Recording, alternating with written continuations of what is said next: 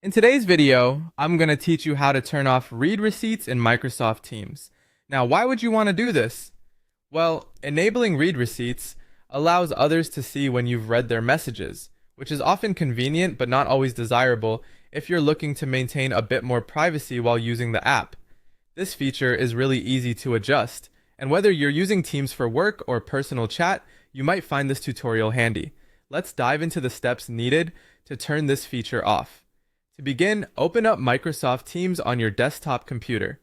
This process is the same whether you're using Windows or a Mac, so don't worry about your platform affecting the instructions. Once Teams is up and running, make sure you're signed into your account. You'll find your profile picture at the top right corner of the application. Clicking on your profile picture will reveal a drop-down menu with several options to choose from. Here, you'll want to select Settings.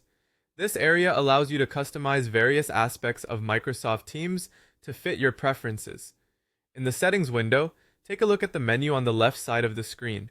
Among the different tabs available, find and click on Privacy. The privacy settings are where you can manage things related to how your information and activity are shared with others in Teams. Once you're in the privacy section, you should see various settings tailored to protect your communications and data. What you're specifically looking for here is the option labeled Read Receipts. This is the setting that controls whether others can see if you've read their messages or not.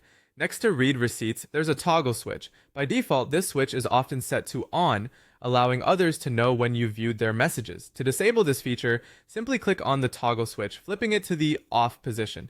By doing so, you've successfully turned off Read Receipts in your Microsoft Teams account. And there you have it. You've now adjusted your privacy settings to keep your message viewing activity discreet. By completing these steps, you've taken control over a small yet important part of your digital interactions, ensuring you can read messages without the pressure of immediate responses or letting others know your activity status. I hope you found this guide helpful in managing your Microsoft Teams privacy preferences.